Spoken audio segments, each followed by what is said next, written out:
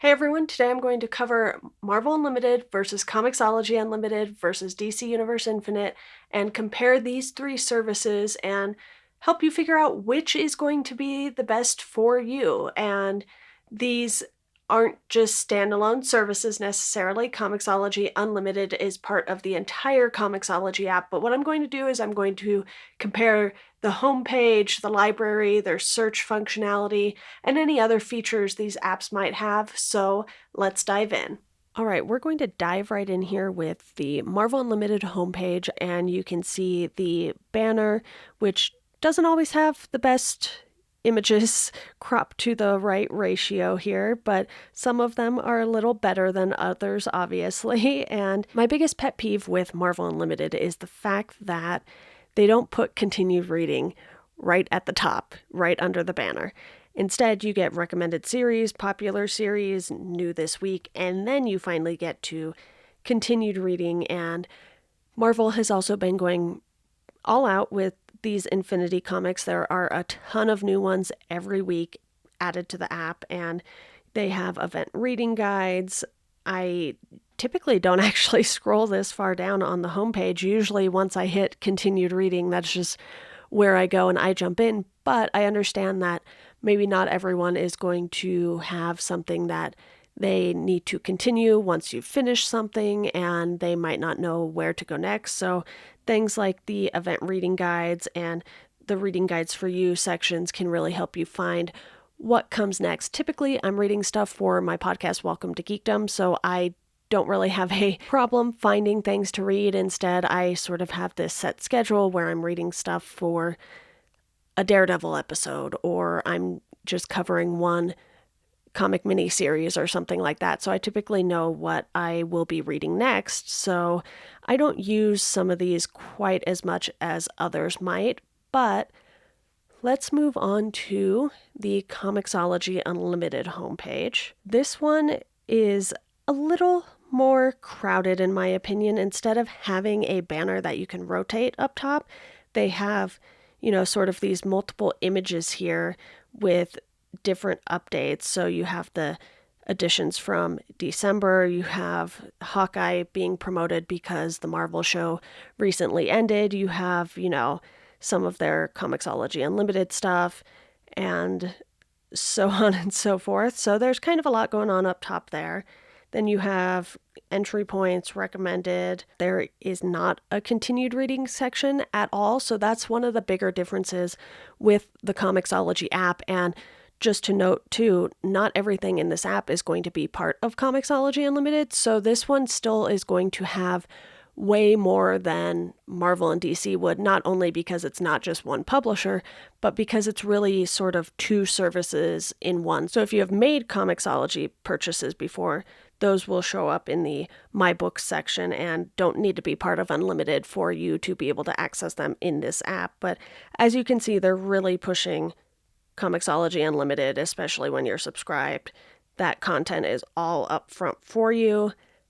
Different genres, so much on this homepage, honestly. And again, I don't often scroll all the way down and see, everything. Usually I am just sort of jumping in because I know I have something to read. But again, everyone's mileage is going to vary. I like that they have this IGN's 25 best comics list. So they're doing some team ups editorially, and they have spotlights on certain IP or creators. So that's pretty cool curation too. I think Comicsology probably has the best curation out of the three apps, but we'll quickly dive into the homepage for DC Universe Infinite here.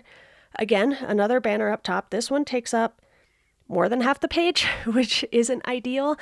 And I think, they can make this a little smaller. You can see how much space is where the title is. You got practically an inch on top and on bottom of buffer space. So I think they could shrink that down a little. And, thankfully with the size iPad that I have, I can see my continued reading section very clearly pretty much. And then if you scroll, you'll have latest releases, some trending stuff.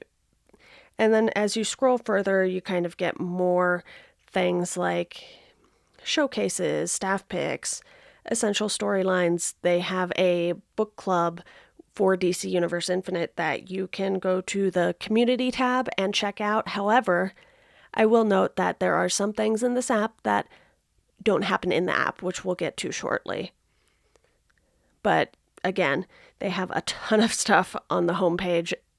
It's stuff that takes up more space than what's on Comicsology, so it can feel like you're scrolling a lot longer to get fewer things recommended to you, less information, and these homepages, none of them are perfect, honestly. I think I would like some sort of combination of the Marvel Unlimited homepage and Comicsology, where, the Comicsology banner didn't take up that much space up top, but because the images were different sizes and you couldn't scroll through it, it was hard to read some of those. But DC here, they're taking up a lot of space with this banner here, and you're really only getting to look at your continued reading. And so I think there's a better use of space that is some combination of, having the continued reading list up top like they do here, but maybe making that banner only take up a fourth or a third of the screen to start. And I understand that they want to promote certain things, and you can do that in less space, trust me. So that's just a quick look at the home pages. We'll just stay here and take a look at the library, or My DC as they call it here. So you can see your comics history, what you've read, what you've saved to read. So they call them favorites, which I don't love because I haven't read them. So for me, it was one of those things where I was like, okay, they're not necessarily my favorites, but I want to read them. So that is just one quick thing. And then if you want to see your whole list, apparently it'll take a minute to load, but then you can see everything you've saved. And as you can see, I kind of went through and saved a lot of stuff in here, and you have some options for, editing the name of the list and making it private or public, whichever you prefer. You can't really do any sorting though, which is kind of a bummer because I tend to like to see things in alphabetical order. It just makes it easier to find, and it's a little more organized, but not the end of the world there. And we will go to Comicsology and take a look at the books section. So these are all things that I have either bought or downloaded for free, and they are in alphabetical order, and you can also search by series. So there's a good look at that. You have a list view, you have a grid view. Love a good grid view. Marvel Unlimited, take some notes, bring that back. So with Comicsology, it's pretty straightforward as far as the library goes. You also have smart lists here, which will show you what you're currently reading, what you've recently bought, your wish list, and all of that good stuff there. I am going to borrow something from Comicsology Unlimited real quick here. And you can see it made a notification pop up in the smart lists. So you can look at that as a recently downloaded comic. You can go into your books and click on borrows and apply that, and it'll show you everything you've borrowed from Comicsology Unlimited. It'll show you what is in your collection that you do not own, so you can more easily just pick out these Comicsology Unlimited borrows, read those. But let's go over to Marvel real quick. Since their update, this has been my biggest pet peeve, is that you cannot view the library in grid view anymore. So as you can see here, I can only see 5 comics, and before I could see upwards of 16-ish given the size of my iPad screen. So this is still one of my biggest complaints, this and the continued reading section being so far down on the homepage. But really, if you don't have a massive library, it won't be the end of the world. I actually went through and deleted a ton of stuff in my library just to make it more manageable because I didn't want to be scrolling forever to try and find stuff. So I'm hoping that they will figure that out.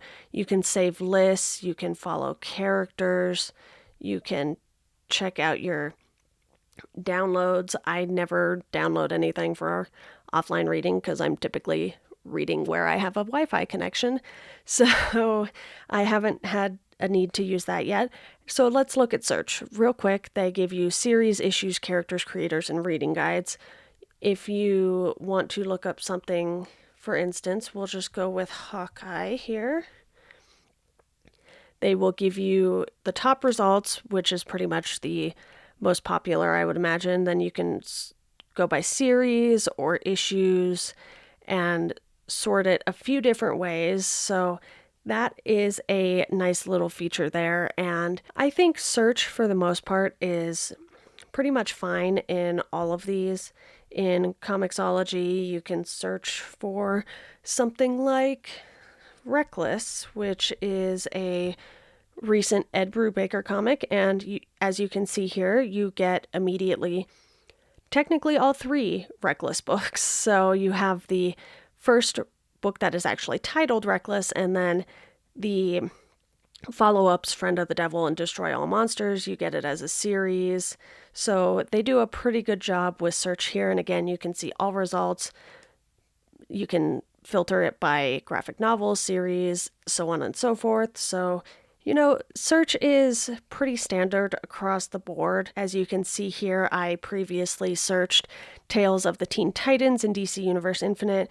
It gave me Teen Titans storylines, some Super Sons, but it gave me the comics I was looking for. So I am going to be reading the Judas Contract pretty soon here for my podcast. And, they give you the series and just some other information on the Teen Titans because that is the main search term. And like I said, I think search is pretty good in all of these apps. It works well enough for me. So, I've covered the main parts of these apps. And like I mentioned earlier, you have the community, which technically takes you out of the app, which I don't love. And it's the same with the shop. It takes you to the web browser. So those things aren't built in. So the fact that they have them as sort of the main navigation in the app, I'm kind of just like, okay, that's fine, I guess. And if you go to the comics tab, that's basically just a giant browse area. And that's fine too. You can browse in the other apps. So I think if you know what you're looking for, these apps are probably a lot easier to use. And typically I do know what I'm looking for. So that really helps. And, the fact that you can sort A to Z, again, my preferred method, that really helps just make it easier to find things. And these apps are all to a point where they work well enough for me again. And I do have some nitpicks here and there, but, a lot of it has to do with some of their design choices more than the functionality of it. If they just move continued reading up in Marvel Unlimited, if they just make the banner smaller on DC Universe Infinite, I think a lot of these apps would be very, very close to each other. And I just want to say, if you're a huge Marvel or DC fan, I highly, highly recommend either Marvel Unlimited or DC Universe Infinite. Those are going to be the places where you get the most value for reading comics from those publishers. If you want to read more indie stuff, Comicsology Unlimited is definitely the place for that because, as you saw on the homepage, they have entry points. They have stuff from Marvel and DC still too, but they have their own Comicsology originals now, and you can read a bunch of the Star Trek comics if that's your thing. So there's so much available in the Comicsology Unlimited app. It's actually way more expansive than it was when I first heard about it starting. Obviously, it's been a few years since then, but I think they've done a really great job of offering a huge variety of comics. So if you enjoy more indie stuff, definitely check out Comicsology Unlimited. None of these companies are paying me to say these things, but I just really, really like reading stuff through these apps, and there are so many options. It is definitely worth your money, and none of them are particularly expensive either. But that's all I have for you all today. Hopefully you enjoyed this comparison. If you did, hit the like button, hit the subscribe button, get notified when I have new videos, and I will see you next time.